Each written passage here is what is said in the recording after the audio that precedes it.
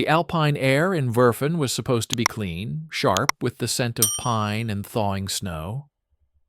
But to Lieutenant David Morgan, it carried the indelible stench of a dying regime: cordite, damp wool, and the sour smell of mass desperation.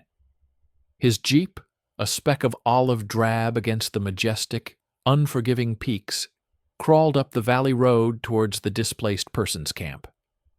Morgan was not a soldier by trade. He was a lawyer from Boston, his mind wired for evidence and precedent. The Army Counterintelligence Corps had taken that mind and put it in a uniform, tasking it with sorting through the rubble of a continent. His assignment was routine, a bureaucratic formality: assess camp conditions, verify head counts, file a report, paperwork as a bandage on a gut wound. The camp unfolded like a vision of purgatory. A former Wehrmacht barracks, its walls now scarred with graffiti in a dozen languages, housed the flotsam of the war. Hollow-eyed men in tattered greatcoats shared cigarettes with women whose faces were decades older than their years. Children watched with the silent, knowing gaze of the elderly. Morgan moved through the chaotic aisles between bunkhouses, his notepad in hand, a cataloger of misery.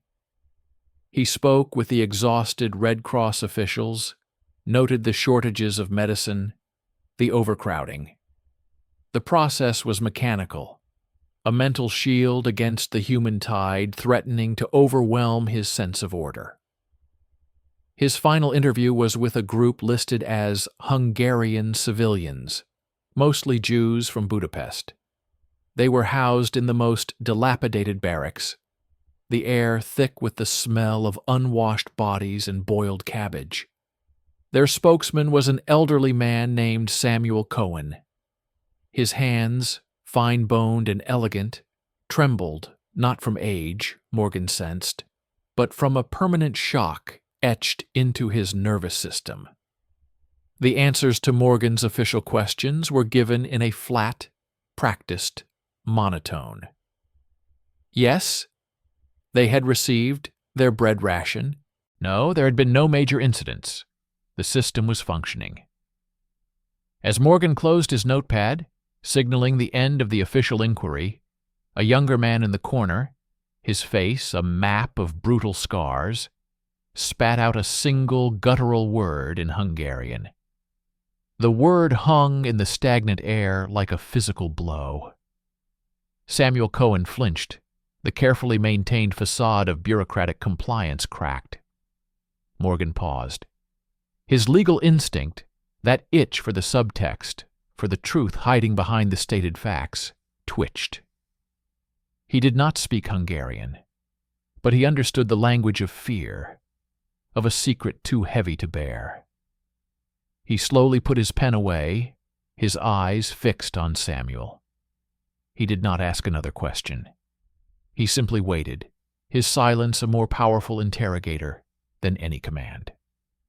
Samuel's eyes darted to his comrades, seeing not allies, but fellow prisoners of a memory. The camp noise outside faded into a distant roar. When he finally spoke, his voice was a dry rustle, barely audible, forcing Morgan to lean in so close he could smell the old man's breath. A faint trace of rot and mint. He did not speak of rations or sanitation. He spoke of a night in late March, of panic in the streets of Budapest. He described in chilling, precise detail, not soldiers, but a ghastly procession of loot. SS officers and Hungarian Arrow Cross thugs, their uniforms streaked with soot and sweat, emptying the vaults of the Hungarian National Bank, the private safe deposit boxes of the Jewish Quarter, the collections of the Museum of Fine Arts. He spoke of crates hauled on the backs of weeping men, of masterpieces torn from frames and rolled like carpets, of sacks of wedding bands and gold teeth that chimed like macabre bells. And then, The heart of his testimony: a train. Not a military transport, but a sleek, commandeered luxury express, its windows darkened. 24 wagons, Samuel whispered, his finger tapping a specific count on his own knee. A mobile treasure vault, a final, desperate theft by the fleeing darkness. Its official designation was unknown. The prisoners who loaded it called it the Gold Train. Its destination was the Alpine Fortress, a Nazi last stand that never materialized. Here, Samuel's narrative became razor-sharp, his eyes locking onto Morgan's with an intensity that burned away his frailty. The train never made it to its mythical redoubt. American forces, the Third Army's cavalry elements, had intercepted it right here in this very valley. He knew the exact location: a railway spur leading into a fortified tunnel near the village of Brook. The American soldiers had been stunned, laughing at their unbelievable fortune. They had secured it. This was not a rumor overheard. This, he knew. The moment the words left his lips, a profound change came over the group. The young man with the scars looked at the floor. Others turned away, as if Samuel had broken a sacred vow of silence. The old man himself seemed to deflate, the dangerous energy leaving him, replaced by a bottomless terror. He had passed the poison of this knowledge to someone in authority, and now he waited for the consequences. Morgan stood up, the wooden bunk creaking under him. The sounds of the camp rushed back in: a baby crying, a shouted order in English, the rumble of a distant truck.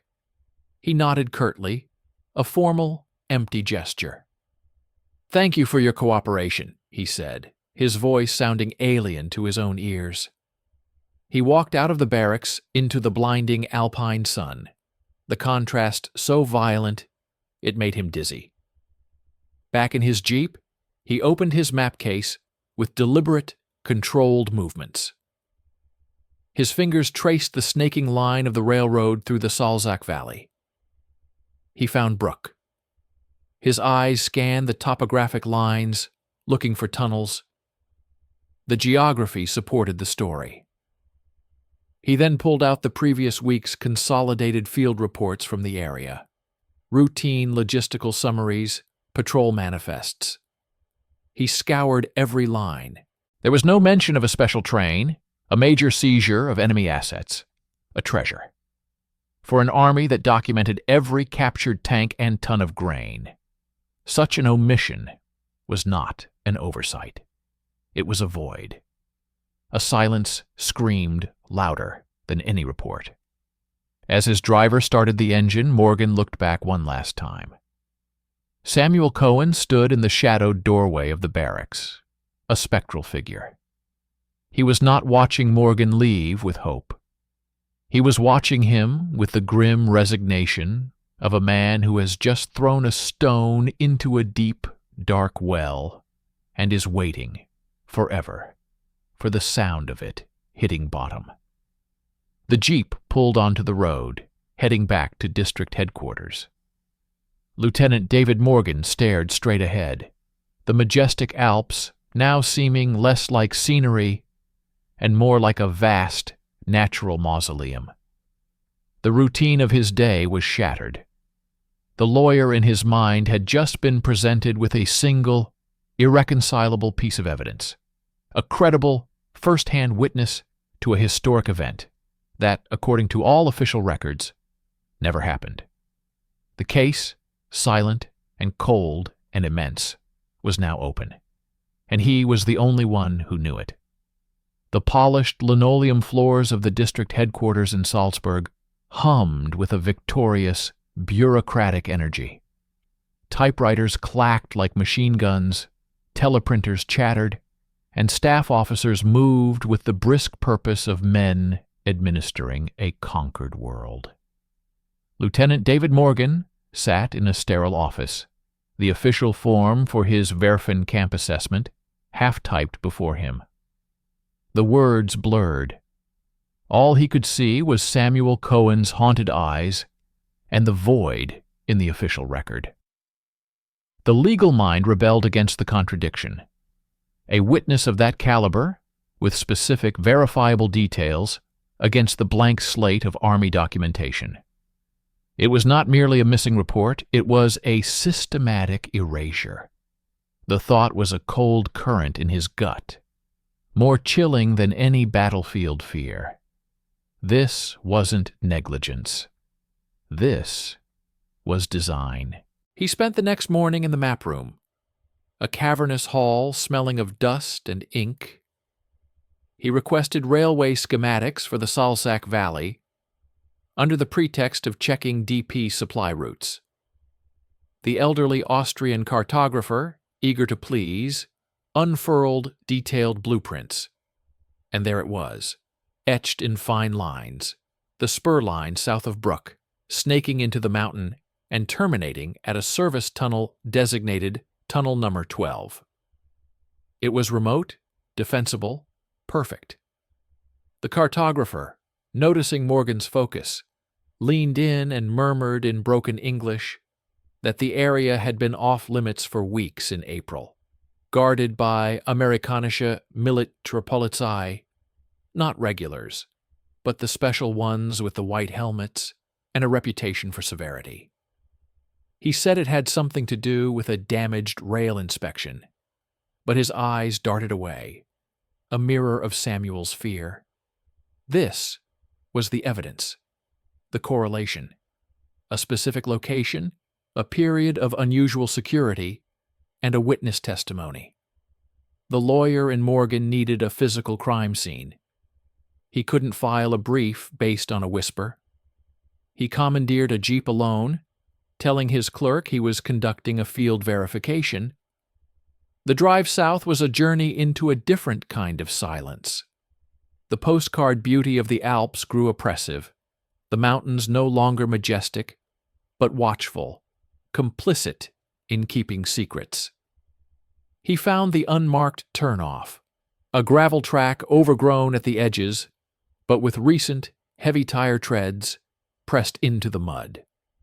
The tunnel mouth was a black wound in the mountain's green flesh. It was not just guarded, it felt abandoned in a hurry, yet deliberately so. No sentries stood at the entrance, but their recent presence was stamped into the earth like a fossil. He counted the impressions of multiple jeeps, the deep grooves of what could only be heavy trucks, flatbeds. The ground was littered with the detritus of an army's temporary occupation, spent .45 caliber brass casings that gleamed dull copper in the grass, a crushed cigarette pack of American Lucky Strikes, the oily rag of a motor pool. But it was the silence that was most telling.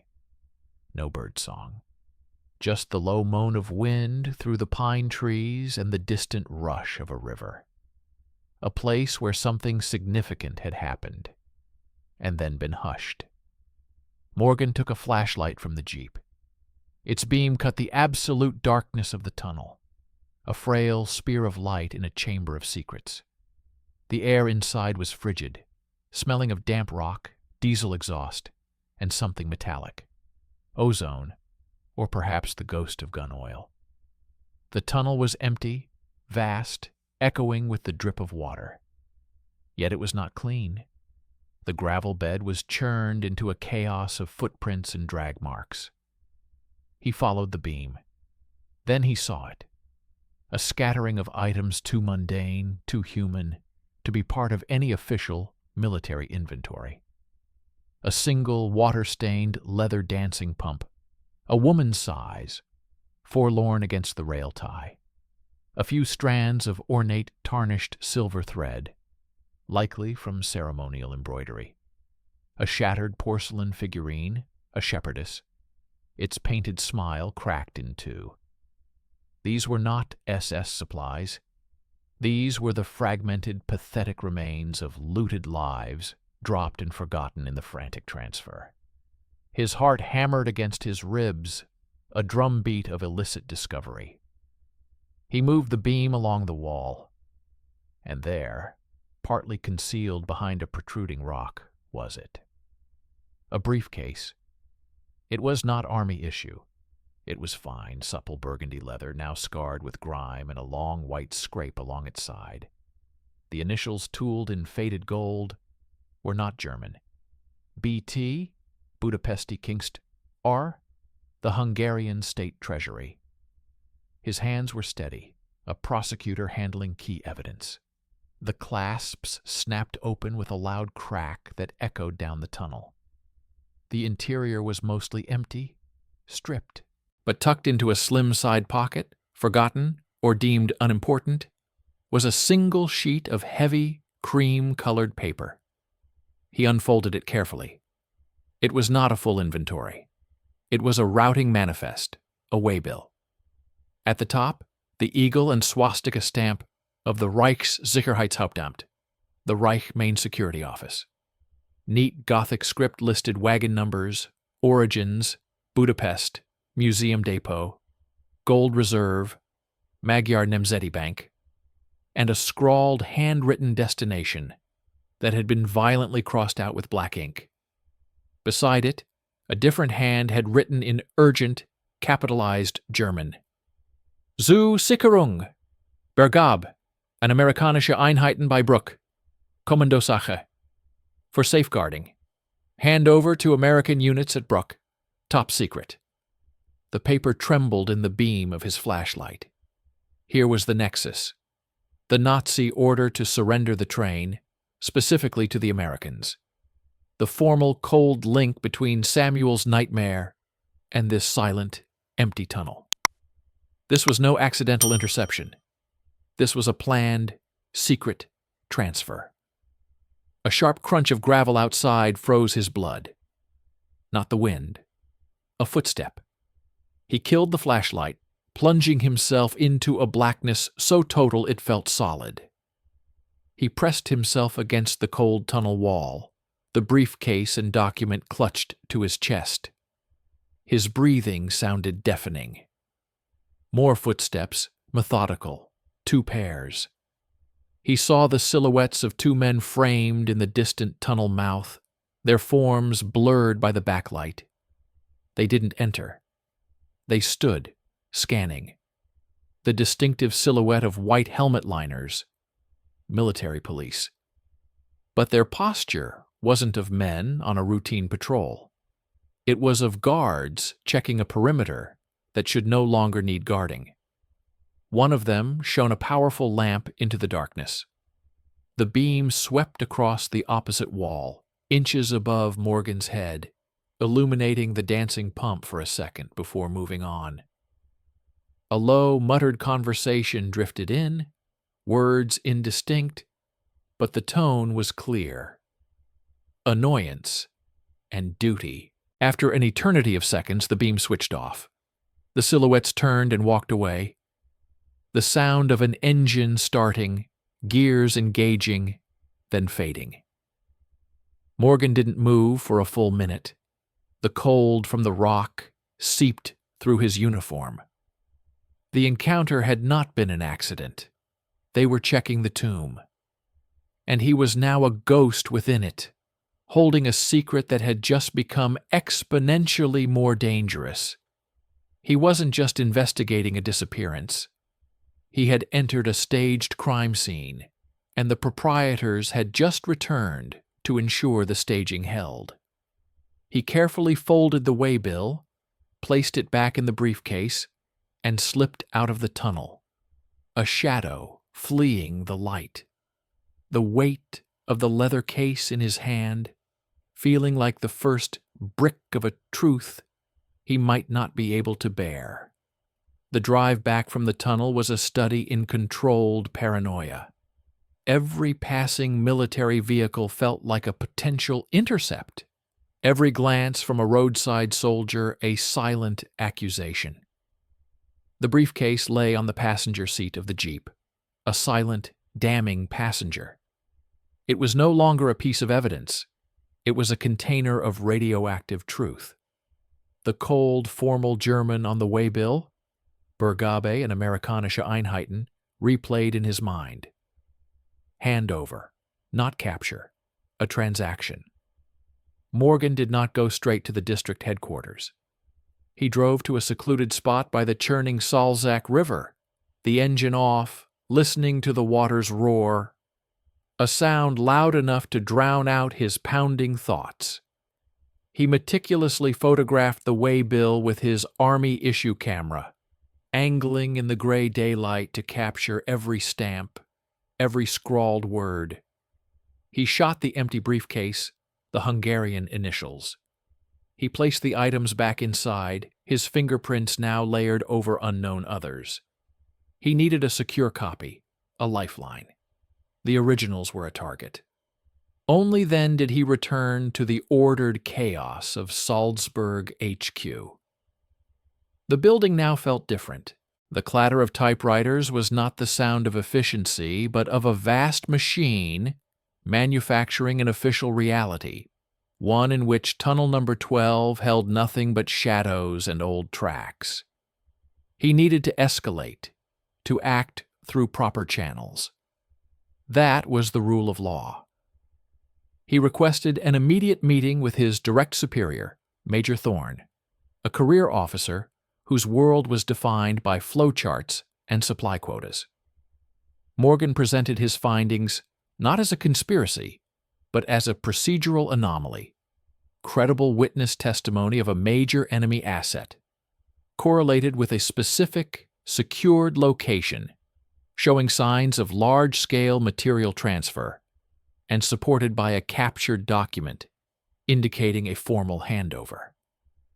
He laid the briefcase on the polished oak desk, a stark, alien artifact in the sterile room. Major Thorn listened, his fingers steepled. He did not touch the briefcase. He looked at the waybill through the clear folder Morgan provided, his expression that of a man examining a mildly interesting but irrelevant tax form. The silence stretched after Morgan finished. Thorn leaned back, the leather of his chair sighing. "Lieutenant," he began, his voice calm, reasonable, a wall of polished granite. "You have done diligent work, but you are connecting dots that, in the grand operational picture, do not require connection." He spoke of the chaos of the war's end, of countless rogue trains, of miscommunications. He suggested the handover phrase was a Nazi ruse to save their skins, that the valuables, if they ever existed in the scale described by a traumatized refugee, were likely a mix of low-grade plunder and personal effects, dispersed for humanitarian aid weeks ago. He mentioned offhandedly a field order from late April authorizing the liquidation of perishable and non-strategic captured goods to assist the refugee population. "What you have found," Thorn concluded, a faint, paternal smile on his lips, "is the paperwork ghost of a minor logistics event. The train, if we can call it that, has been processed. The matter is closed." Morgan felt the argument forming, legal and precise, about the scale, the specific gold reserves, the Nazi classification. But Thorn's eyes stopped him. They were not engaging with the facts. They were imparting a lesson. The message was not in the words, but in the space around them. Drop it. He was dismissed with instructions to file his camp assessment and consider his current assignment complete. The briefcase, Thorn stated, would be entered into the general captured enemy property pool, a black hole of warehouses from which nothing distinctive ever emerged. Walking out of that office was like stepping from a pressurized cabin into thin air. The rejection was not a setback. It was an education. The system was not ignorant. It was informed, and it had chosen silence.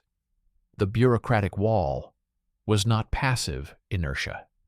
It was an active, deliberate barrier.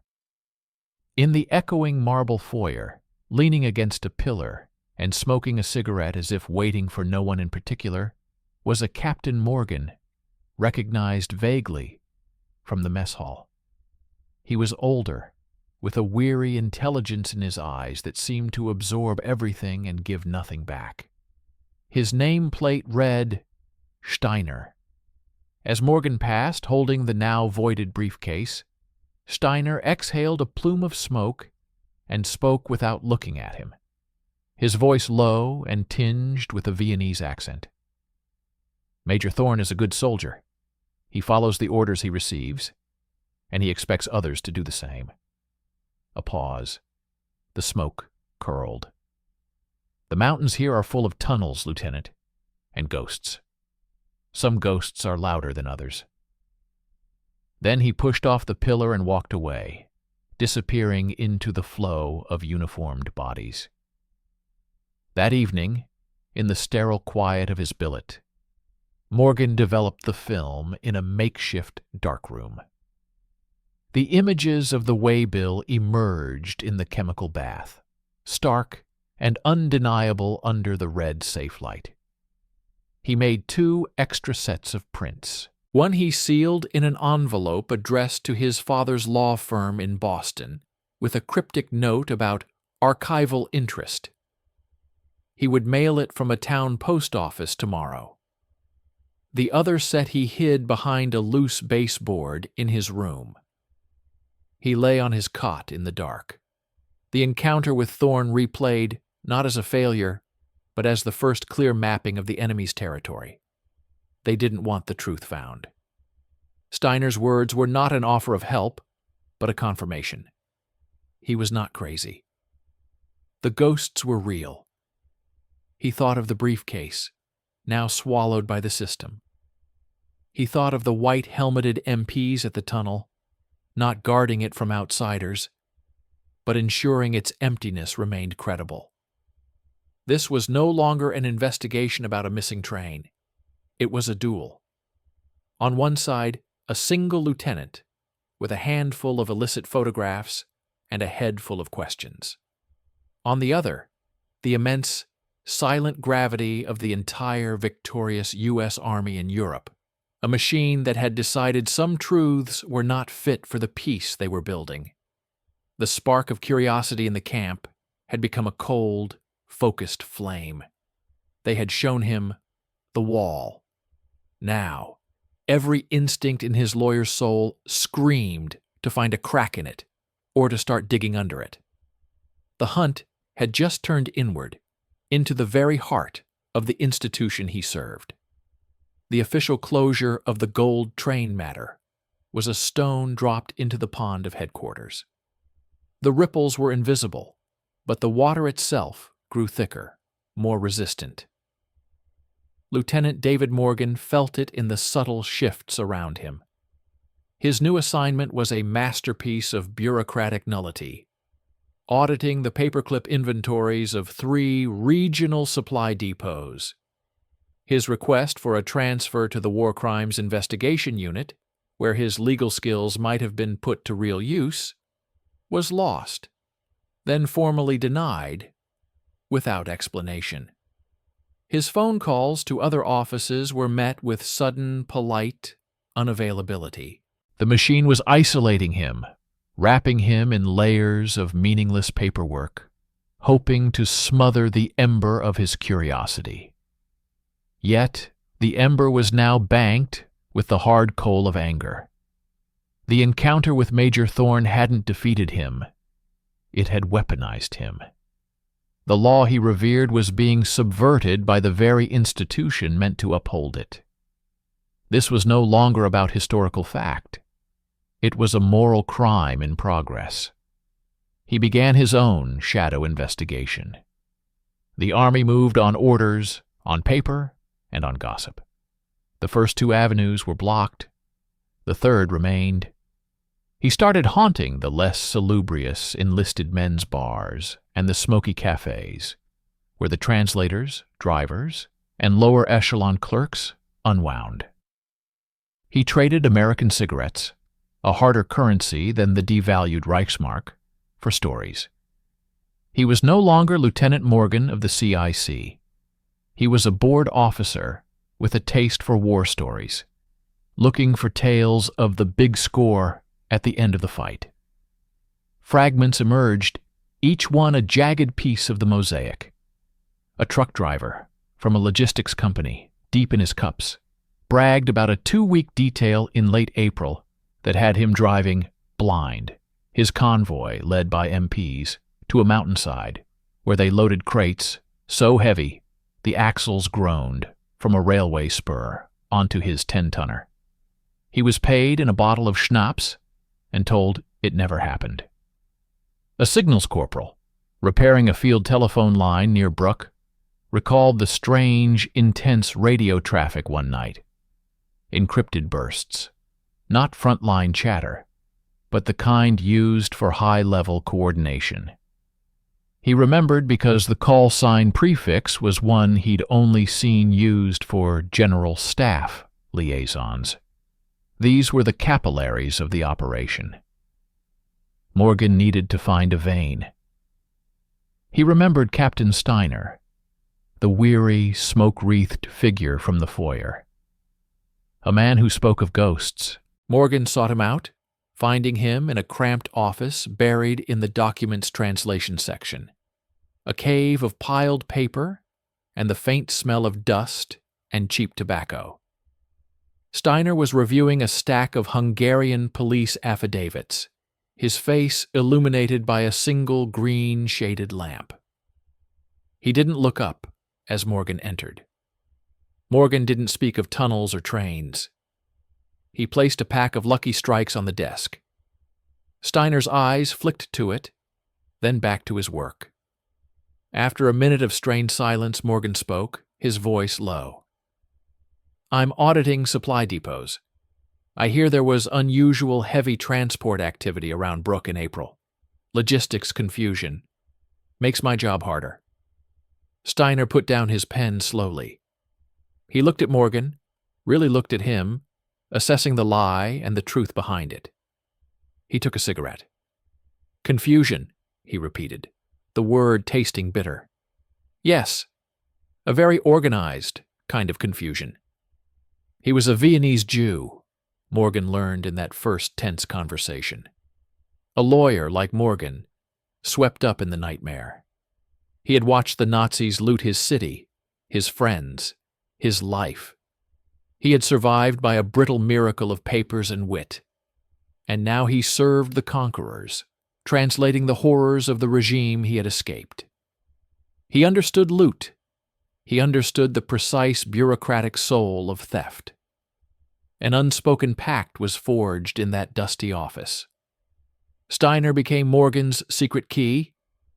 He had access to prisoner manifests, to local police records not yet sanitized, to the human network of survivors and collaborators who knew the landscape of betrayal. He was not driven by Morgan's legal outrage, but by a colder, deeper need to witness the accounting, to see the ledger of sin balanced, even if only in a hidden column. Through Steiner, they found a name. Laszlo Kovacs.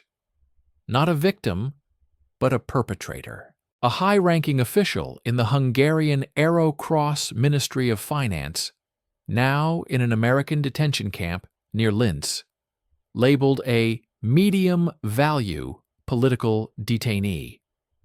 He was the bureaucrat of plunder, the man who would have signed the manifests, who knew the contents of the train not as glittering treasure, but as inventory codes and weight specifications. Gaining access to Kovacs required a different kind of subterfuge. Morgan, using his fading CIC authority and a fabricated query about disputed Hungarian state assets for reparation scheduling, secured a 15-minute interview.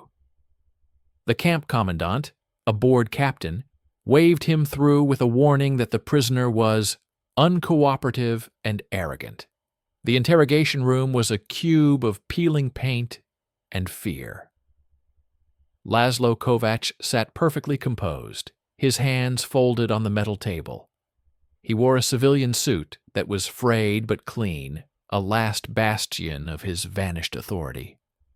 His eyes were intelligent, reptilian, calculating his odds. Morgan did not mention the train. He spoke of financial structures, of banking protocols, of the transfer of state gold under the London Declaration. He played the dull technical officer.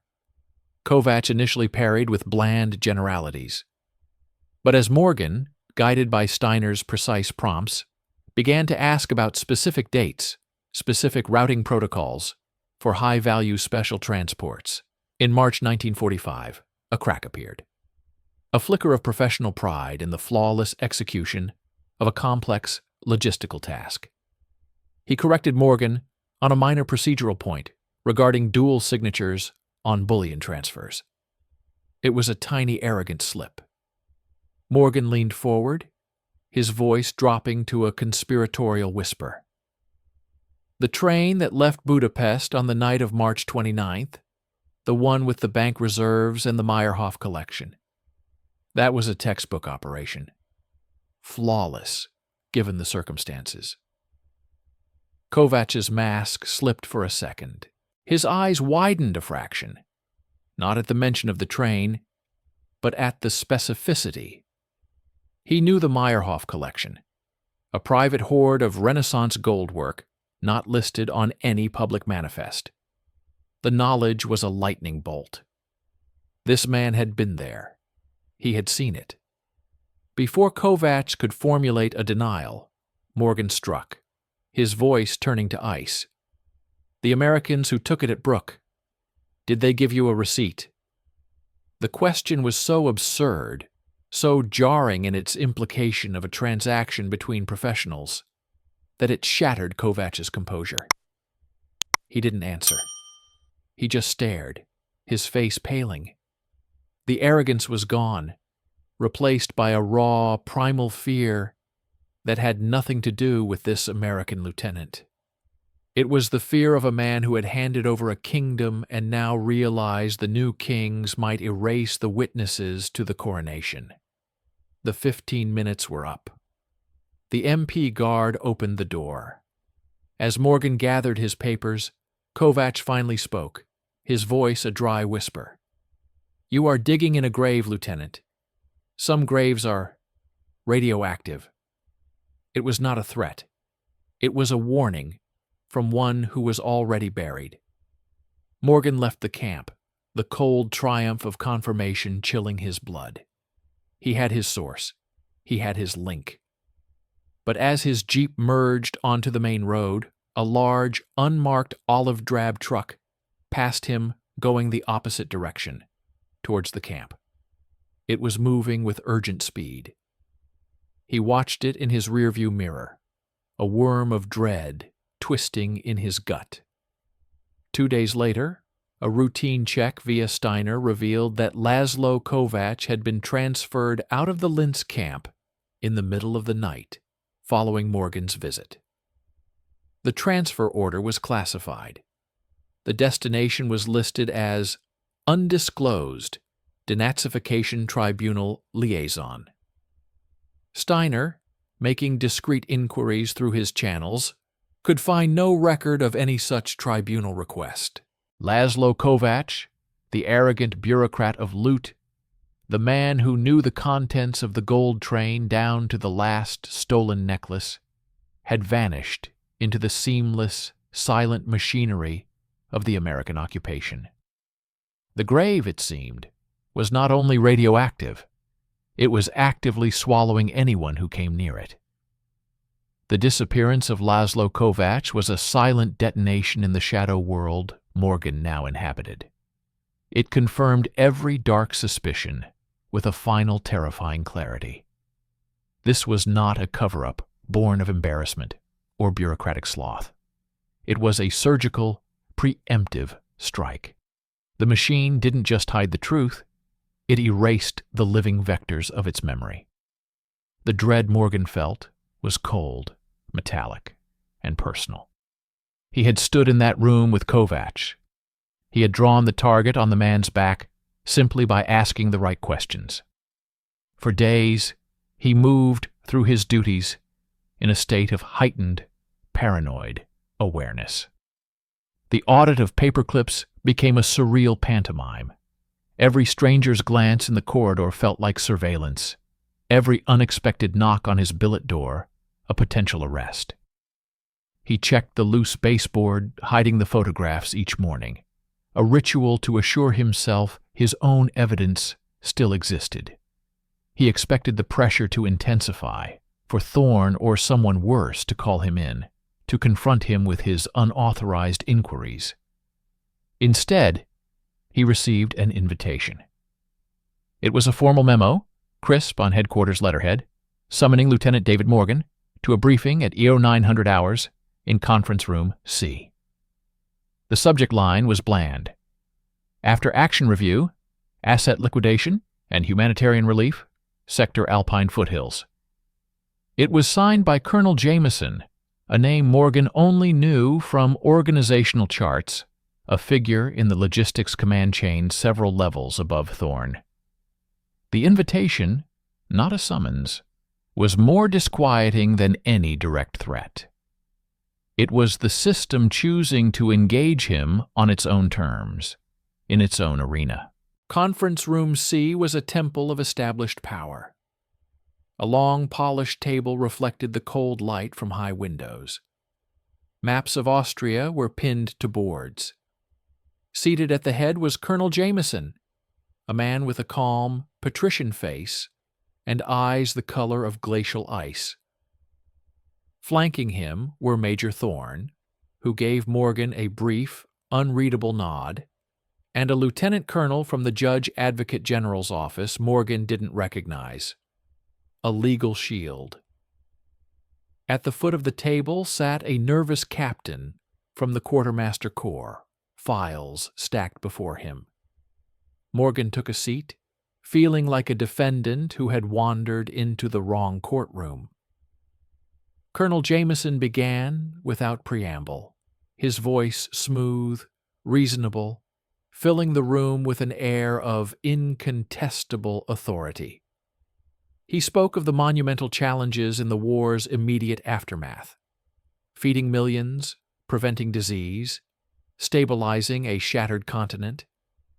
He described the fluid and often chaotic transfer of enemy materials, and the command's moral and operational imperative to use any and all resources to alleviate human suffering.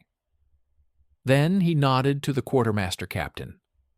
The man, with slightly trembling hands, opened his files and began laying out documents before Morgan. They were pristine, orderly, a waterfall of official truth. There were shipment manifests from late April, listing items like textiles, assorted, household goods, crates, non-precious metal items. The receiving units were DP camp supply offices. There were signed receipts from Red Cross officials thanking the U.S. Army for donations of miscellaneous comforts for displaced persons. There were field orders referencing the liquidation of non-strategic captured enemy assets for humanitarian purposes, all properly dated, stamped, and routed. Finally, the captain placed a single, typed summary sheet in front of Morgan. Its title, Disposition of Captured Rolling Stock and Contents, Railway Spur 12A, Brook. It stated that upon inspection on April 18, 1945, U.S. forces discovered approximately 15 freight cars containing a mixture of low-value personal effects, abandoned military gear, and commercial textiles. In accordance with directives, the materiel was inventoried and distributed to civilian refugee centers between April 2030. The rolling stock was evacuated for repair. The matter was closed as of May 1st. Morgan stared at the document. It was a masterpiece. It acknowledged the location. It acknowledged the train, though shrunken from 24 luxury wagons to 15 freight cars. It transformed $1 billion in looted gold and art into low-value personal effects and textiles. It provided a legal, humanitarian, and utterly bulletproof alibi. The signatures at the bottom were impeccable. This was the story. This was the history that would be filed in the archives. Colonel Jameson steepled his fingers.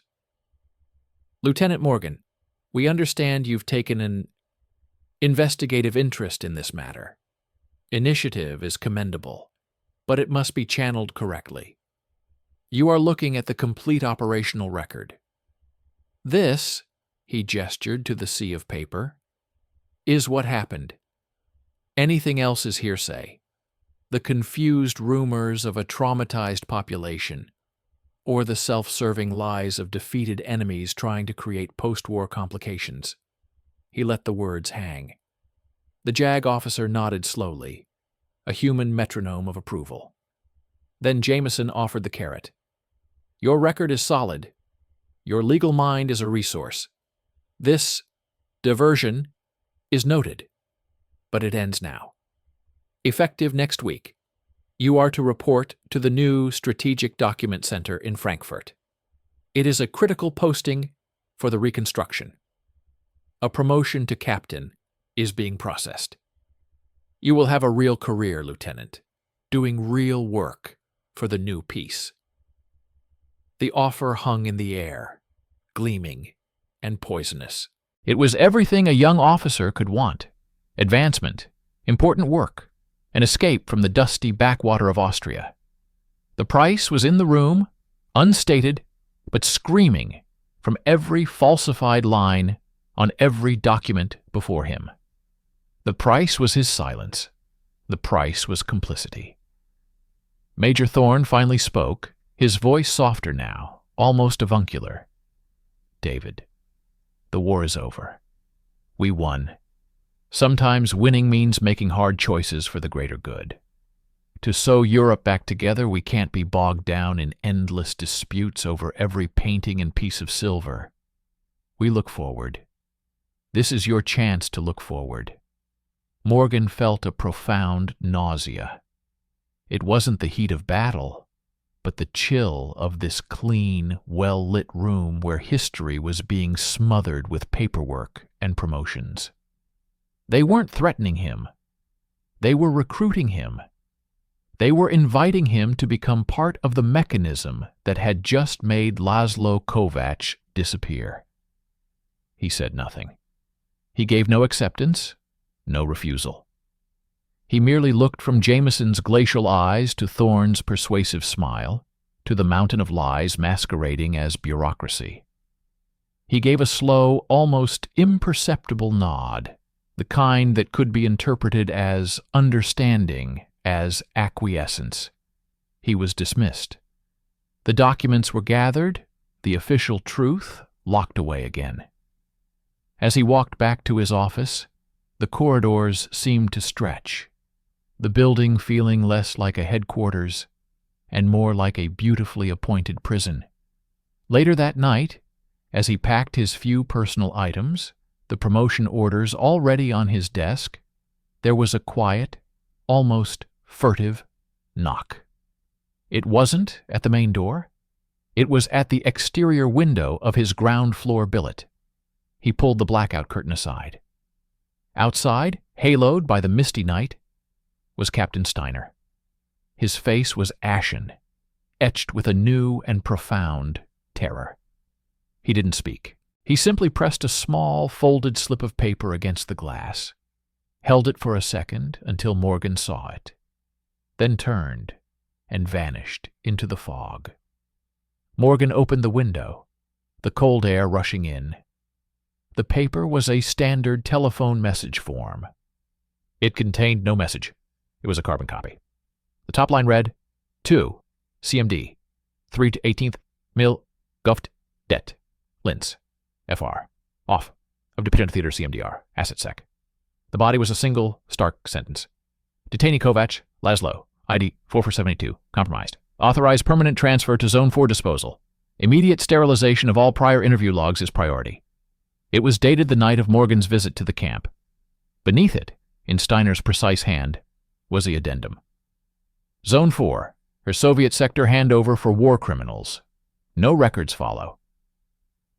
Morgan stared at the note, the chill from outside seeping into his bones, freezing him to the core. This was the unofficial truth, the brutal surgical reality behind the polished lie in Conference Room C. Sterilization. Disposal. Kovacs wasn't just transferred.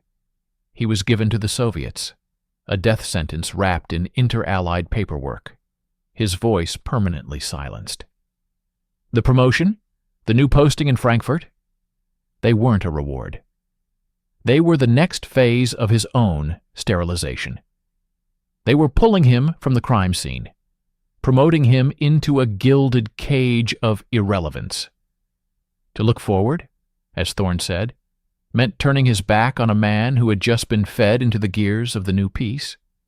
He carefully burned the carbon copy in his ashtray, watching the edges curl and blacken, the words, Zone 4 disposal, vanishing into smoke. The choice was now horrifyingly concrete. He could step onto the bright ascending path they had laid out for him, a path paved with the official lies he had just seen constructed. Or he could step off into the darkness where Steiner now lurked, where men like Kovacs were disposed of, and where the real, radioactive truth of the gold train was buried.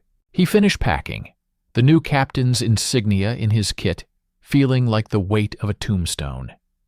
The promotion and transfer orders were a cage, its bars gilded, its lock clicking softly into place around him. Lieutenant, soon to be captain, David Morgan moved through his final days in Salzburg like a ghost haunting his own life. He attended the perfunctory briefings, signed the meaningless clearance forms, and accepted the stiff, congratulatory handshakes from men whose eyes held either bland indifference or a knowing, unsettling approval. Colonel Jameson's official truth was now the bedrock of reality in the headquarters. To question it was not just insubordinate, it was a form of madness, a refusal to see the greater good. But the carbon copy note from Steiner had been a spark in a room soaked in gasoline. It had burned away the last illusion. They weren't just hiding treasure, they were trafficking in human lives to protect the secret. Kovacs had been sterilized. Morgan felt the weight of that word. He had triggered that fate. To accept the promotion now was to anoint himself with the same moral filth. He had one night left before his scheduled transport to Frankfurt. One night to choose his path. The decision when it came was not one of heroic resolve, but of a desperate, clawing need to see. He could not walk into his comfortable future without one look into the heart of the machine that had recruited him. He needed a crime scene, not of the theft, but of the cover-up. Steiner, a phantom himself since the note, provided the final key. He slipped a folded map into Morgan's coat pocket during the chaotic evening mess, a contact without eye contact. On it, a warehouse complex on the industrial outskirts of Salzburg was circled, a place designated on supply charts as Depot Z13, non-priority assets. But scrawled in Steiner's hand beside it was its true, whispered name, Sonderlager der Trophäe and Commission, Special Depot of the Trophy Commission. This was where the capillaries of the operation led. Not to a mountain tunnel, but to a brick and iron belly, where the spoils were digested. Morgan waited until the deep, hollow hours after midnight. He wore a simple field uniform, no insignia. The jeep he took was from a motor pool, its dispatch log left ambiguously unfilled. The city was a tomb, the silence punctuated only by the distant bark of a MP's jeep and the sigh of the river. The warehouse complex loomed ahead, a sprawling monstrosity of blacked-out windows and high, barbed-wire fences. It was guarded, but not like a front-line position. Its guards were there not to repel an attack, but to deter the curious. A single watchtower light swept a lazy, predictable arc over the main gate. Using Steiner's notes on a drainage culvert and a gap in the wire maintained by local black marketeers paying off the guards, Morgan slipped inside. The scale of the place was suffocating. It wasn't a single building, but a city block of interconnected sheds and railway sidings, and it hummed. Not with the chaos of a regular supply depot, but with a low industrial thrum of focused activity. Even at this hour, forklifts moved in the shadows of vast, open-sided sheds, their motors echoing, shifting crates under tarpaulin.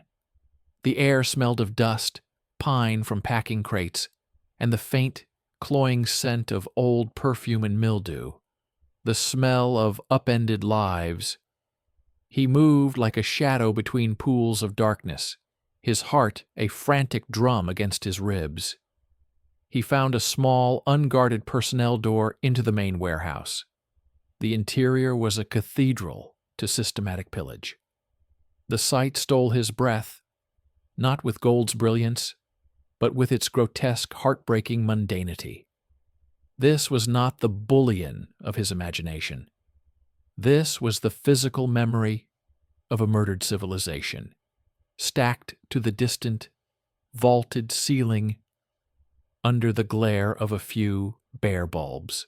Aisles, endless aisles, stretched into the gloom, numbered and categorized with clinical German efficiency. One aisle held nothing but grand pianos, a forest of ebony and ivory, their lids shut like closed mouths.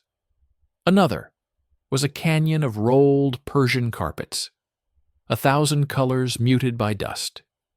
There were libraries of stolen books, paintings leaned against crates with their faces to the wall, pyramids of porcelain dinner services, cabinets of glassware, cases of surgical instruments, bundles of fur coats, children's toys, church altarpieces, bundles of letters tied with ribbon. This was the non-priority assets, the low-value personal effects, the humanitarian aid. It was a lie so vast it became a physical landscape. Each item was a ghost. The sheer, overwhelming volume of it was a violence more profound than any bomb blast. It was the disemboweling of a continent, rendered as inventory. His legal mind, seeking evidence, was overwhelmed by a tidal wave of collective grief made manifest. He understood now. The gold, the masterpieces, they were gone, already siphoned off to some deeper, more secret vault. This warehouse was the rest, the justification. The sheer, stupefying mass of it was meant to camouflage the theft of the crown jewels.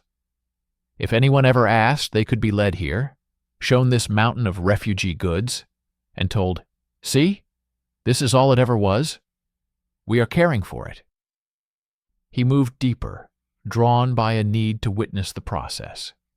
In a cleared area he saw it. American GIs, not front-line troops, but specialist personnel in clean uniforms, worked alongside civilians in white coats. They operated under clipboards and numbered lists. A painting was unwrapped, examined under a lamp, its details noted on a form. A crate of silverware was weighed, its value estimated not in sentimental worth, but in raw ounces. It was a factory of forgetting, turning unique histories into quantified, fungible assets.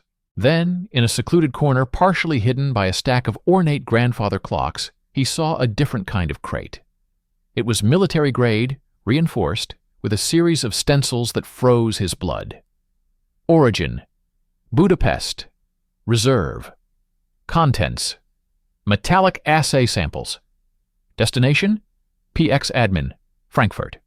Next to it, a shipping manifest clipped to a board listed items not as samples, but with chilling specificity. Gold bars, 12 kilo, Hungarian mint stamp. Gold coins, Austrian Philharmonic, 1937. Dental gold, assorted weight, from processing Camp Mauthausen. This was it.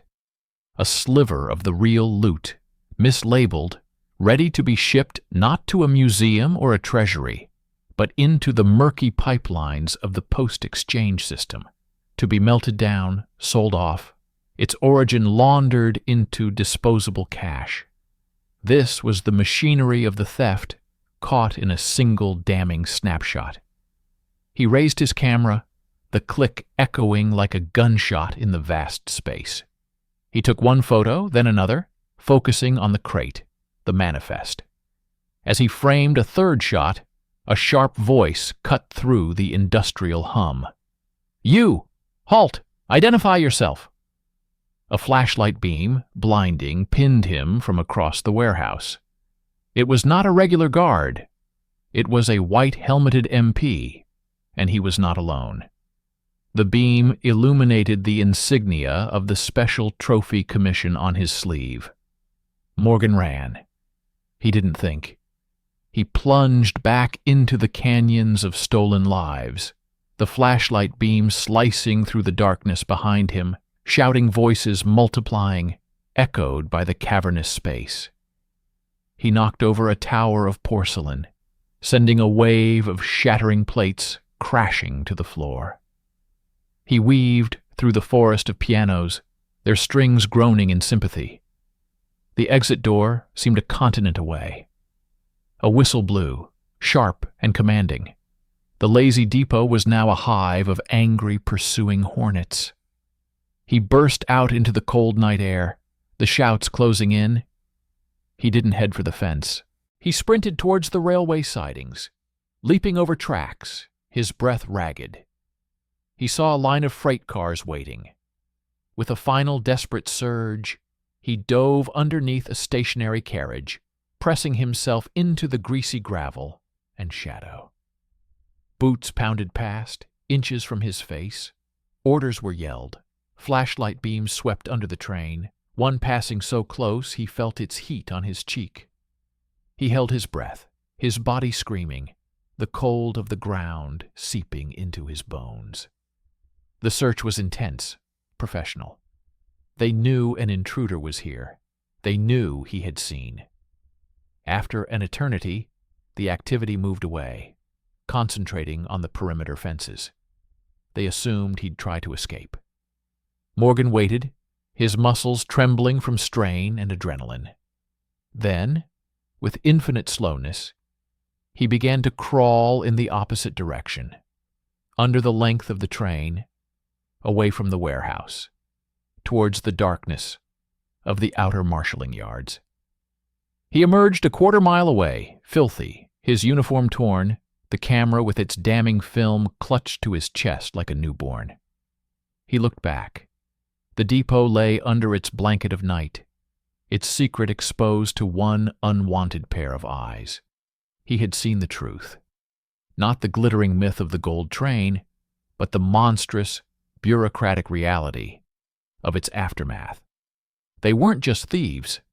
They were curators of a crime so vast it required its own cathedral to contain the evidence. And they knew he had been in their temple. The promotion to Frankfurt was no longer a cage. It was a coffin lid, waiting to be nailed shut. He was now a loose end inside the machine, and he had just given them a reason to sterilize him. The crawl from the warehouse district back to his billet was a journey through a different city. Salzburg was no longer an administrative hub. It was a predator's territory. Every darkened alley a potential ambush. Every pair of headlights on the deserted road. A threat. The camera, a cold, hard brick against his chest, held a truth more volatile than any explosive. The film inside was no longer mere evidence. It was a live wire trailing behind him, sparking against the dark. He knew he had minutes, perhaps an hour at most, before the machine reacted. The Special Trophy Commission soldiers had seen him. They would report. The security breach at Depot Z13 would trigger alarms in corridors of power far above Colonel Jameson. The offer of a quiet promotion was now ash. They would come for him, not with a handshake and transfer orders, but with handcuffs and charges of espionage, trespassing, theft, whatever lie would stick to neutralize the threat. He did not go to his room.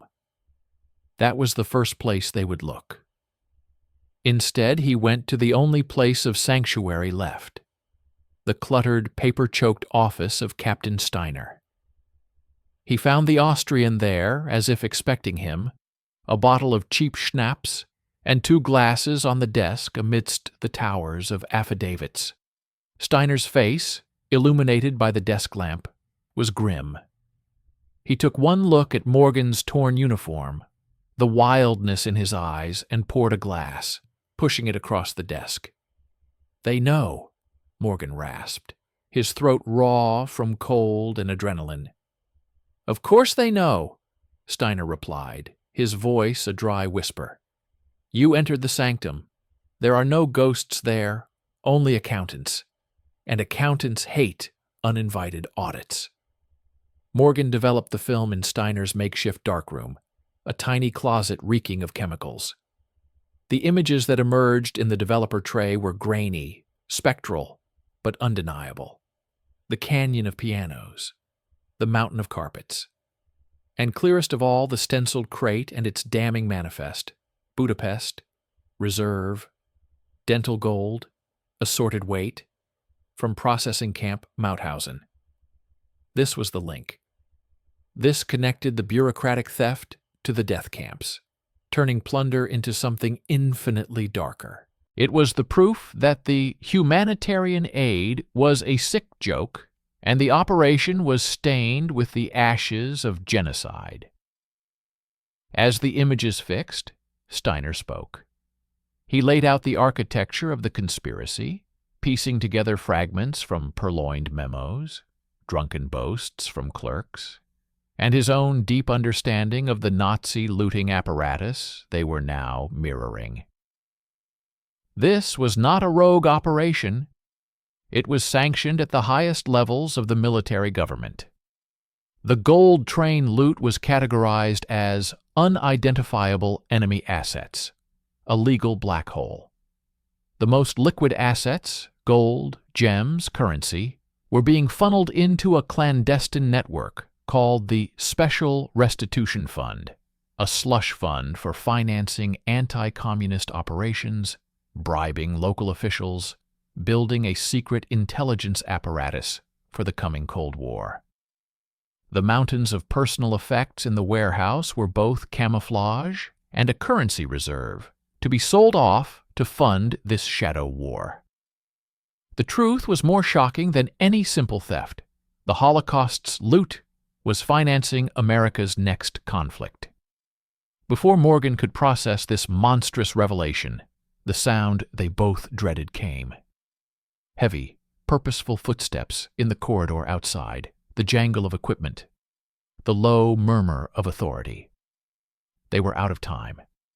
Steiner acted with a swift, desperate certainty. He snatched the still wet photographs and the negative strips, handing Morgan the camera back, empty. He then pressed a small, sealed envelope into Morgan's hand. "My testament. Names, dates, bank routing numbers I traced. Useless for a court. Essential for history." He pointed to a back window leading to a fire escape. "Go now." "They'll take you," Morgan hissed, guilt a sharp blade in his gut. Steiner gave a thin, tragic smile. "I am a ghost already, a ghost who translated the inventory of his own people's murder. Let them try to silence that. It only gives the story more weight. Go." The door handle rattled. A firm knock. "Captain Steiner, open up. Security check." Morgan climbed out the window into the biting cold, the envelope crinkling in his fist. He heard the door open as his feet found the iron grating of the fire escape. He froze, clinging to shadow. Inside, the light was bright. Two men, not regular MPs but officers in plain overcoats, stood with Steiner. Their demeanor was calm, professional, and utterly terrifying. "We are looking for Lieutenant Morgan," the lead one said, his voice devoid of inflection. "He is wanted for questioning regarding the theft of classified property. You have been seen in association with him." Steiner spread his hands over his sea of documents. "I am in association with thousands of pages of misery. I have not seen the lieutenant tonight." The officer's eyes scanned the room, landing on the 2 glasses of schnapps. He said nothing. His partner moved to the darkroom closet, opened it, sniffed the air. He emerged, giving a slight shake of his head. The film and photos were gone, hidden by Steiner in the one place they would never look, inside a random file folder among millions. "You will come with us, Captain Steiner," the lead officer said. It was not a request. "To assist in our inquiry." Steiner nodded, putting on his coat with deliberate slowness. As he was led out, he did not glance toward the window. His surrender was his final act of defiance, a sacrifice to buy the story a few more hours of life. Morgan descended the fire escape into the alley, the taste of ashes in his mouth. He was alone, truly alone. Steiner was gone, swallowed like Kovacs. He was a fugitive from his own army, carrying a secret that could fracture the nascent peace and expose a foundational sin of the new order. He moved through the pre-dawn gloom, a phantom in his own uniform. The envelope in his hand was a nuclear secret. He needed to get it, and himself, to a place beyond the machine's reach. He thought of the mail he'd sent to his father's firm. It was a thread, but not enough. He needed to bear witness. He needed to turn his own person into the evidence that could not be disappeared. He went to the district motor pool, using the last vestige of his unrevoked authority to sign out a fast sedan, claiming an urgent dawn liaison to Frankfurt. The clerk, sleepy and indifferent, handed him the keys. As the first gray light stained the eastern sky over the Alps, David Morgan drove east. Not towards Frankfurt and his promised future, but towards the one place the American machine could not follow, the one place that might have an interest in shattering its carefully constructed lies, the border of the Soviet zone of occupation. He was carrying the story of the gold train, not as a rumor or a photograph, but as a lived, desperate truth. He was going to trade his freedom, perhaps his life, to vault the story over the wall of silence his own country had built. The reckoning was no longer about finding treasure. It was about surviving long enough to become the ghost that could not be silenced. The sedan ate up the kilometers of battered Austrian road, a gray projectile fleeing the dawn. David Morgan drove with a manic, hyper-focused clarity, every sense tuned to the periphery. He expected roadblocks, the scream of jeeps in pursuit, the military police net to snap shut around him. But the roads were quiet, the checkpoints routine and sleepy. This, he realized with a fresh chill, was part of the design.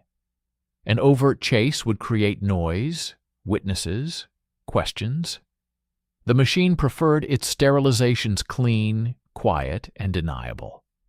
They would be waiting for him at his known destinations. The Frankfurt office, the border crossing into the American zone. They would intercept his mail, question his family, dismantle his life with the same bureaucratic efficiency they had applied to the train's manifest. His only chance was to vanish into the one blind spot they had created, the chaotic, seething frontier of the new dividing line of Europe. He abandoned the sedan in a copse of trees a mile from the nominal border.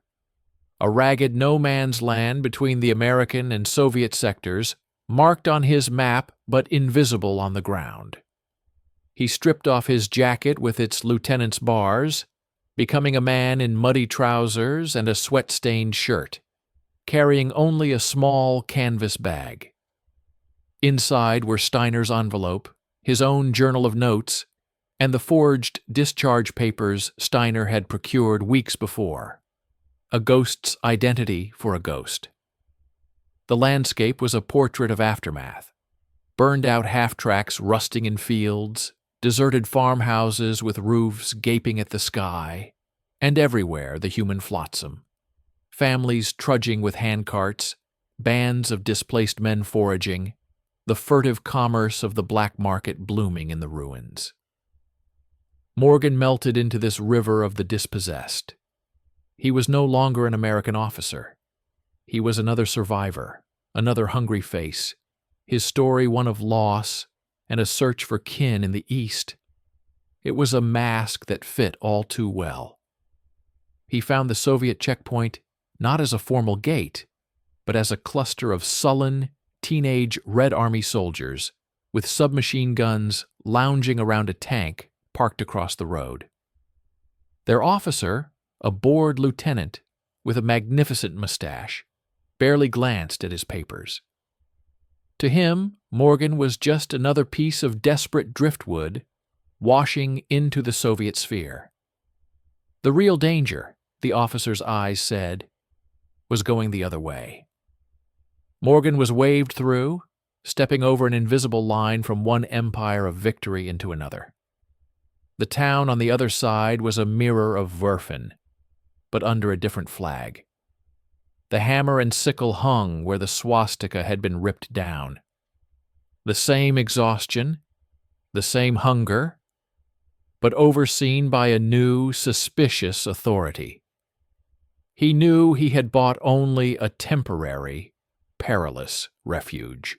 The Soviets would eventually question a lone American who spoke German and asked too many questions. And his own side, if they tracked him here, would disavow him instantly. A rogue officer, possibly a deserter, certainly a traitor for crossing into communist hands. For 3 days he existed in a state of suspended animation, sleeping in abandoned barns, trading cigarettes for soup, constantly watching for the telltale American jeep or the too interested Soviet political officer. He was a ghost, but a ghost carrying a live grenade. The information in the bag was useless if it died with him. He needed to give it a life of its own, to plant it in soil where the American machine could not uproot it. On the 4th day, in the smoky back room of a printer's shop that now produced Soviet propaganda leaflets, he found his conduit. A Czech journalist, a socialist who had fought the Nazis and now watched the new Soviet masters with a wary eye, was trading information for foreign cigarettes. He was a man who lived in the gray zones of truth. Morgan approached him not with the full story, but with a fragment. A single photograph of the warehouse interior, a copy of Steiner's note on Kovach's Zone 4 disposal. He spoke of a system of theft so vast it spanned the collapsing ideologies of the old world and the emerging ones of the new. The journalist, a man named Pavel, with eyes that had seen too many purges, studied the evidence not for its scandal, but for its pattern. He saw what Morgan saw, a blueprint of how power operates in the shadows, a continuum from Nazi plunder to Cold War realpolitik. This, Pavel said, tapping the photo of the dental gold from Mauthausen, is the original sin of your new world. It is built on this. He agreed not to publish, that would get them both shot, but to transmit. He had contacts with social democrats in Sweden, with trade unionists in London, men and women who were neither Soviet pawns nor American cold warriors. They were the keepers of inconvenient truths. Through Pavel, the story would seep out, not as a bombshell headline, but as a whispered rumor in the halls of European power, a stain on the moral authority of the victors, a persistent, unkillable ghost in the narrative of liberation. The transaction made, Morgan was emptier and heavier all at once. He had passed the poison chalice. Now he was left with the consequences. He turned himself in at a Soviet military administration office the next day, not as a spy, but as a defector with a story. The interrogation that followed was long, cold, and profoundly cynical. They did not care about the moral outrage, the theft, the cover-up. They cared about leverage. They saw in Morgan, and in his story, a weapon. A propaganda weapon to bludgeon American moral pretensions, a bargaining chip for future negotiations. They filed him away, not in a prison, but in a safe house. A gilded cage where he was fed, questioned intermittently, and kept in reserve like a rare, toxic isotope. Weeks blurred into months. The promised storm of his story, transmitted by Pavel's network, did not break. Instead, it appeared in fragments, a speculative article in a Swiss newspaper about alleged mishandling of recovered artworks, a question raised by a British MP about the disposition of Hungarian state assets, a low-level diplomatic murmur. The machine, he learned from snippets of news, was absorbent. It issued bland denials, promised internal reviews, and buried the matter under layers of obfuscation. The Cold War frost was deepening, and the world had bigger fears than a missing train. One afternoon, a different kind of visitor arrived. He was an American, but not military. A civilian from the State Department, his suit sharp, his demeanor one of weary authority. He was escorted by a stone-faced Soviet officer. He offered no name. "Lieutenant Morgan," the man said, placing a slim briefcase on the table between them. "Or what's left of you. You've caused a great deal of trouble for a very minor piece of history." Morgan said nothing. He just looked at the man, seeing the polished, unfeeling face of the machine he had fled. The man opened the briefcase. Inside were two things: a new identity, a passport, social security number, birth certificate for a Daniel Morrow, and a thick, bound report. The title on the cover read, "Full Inventory and Restitution of Recovered Cultural Properties, European Theater, 1945-1947. It was a masterpiece of fiction, hundreds of pages listing items returned to nations, donated to museums, lost in the chaos. "This is the official record," the man said, "the only record that will ever exist. You can choose to be a footnote in that record, or you can choose to be a man with a future." He pushed the identity documents forward. "The war is over. A new war has begun. We are not the same as them. We must be better, even in our pragmatism. Sometimes to be better we must first be strong, and strength requires resources and difficult choices." He left the documents on the table. The choice, again, was Morgan's. He could take the new life, a quiet, monitored existence back in America, his silence purchased with a comfortable oblivion. Or he could remain here, a frozen asset in the Soviet chess game, until his usefulness expired. The man stood to leave. At the door, he paused. "Captain Steiner sends his regards. He is being treated well. He has chosen to be useful." The message was clear. Steiner was alive, but he had been broken, co-opted. He was now part of the machine, translating lies instead of exposing them. His sacrifice had been for nothing, or perhaps for everything, for Morgan's chance to walk away with the truth, if not to speak it, then at least to know it. Alone in the room, David Morgan looked at the passport. Daniel Morrow. A ghost with a paper soul. He looked out the window at the gray Soviet sky. He was a man who had stepped into the heart of a great darkness and emerged not with treasure, but with a knowledge that had scorched his world away.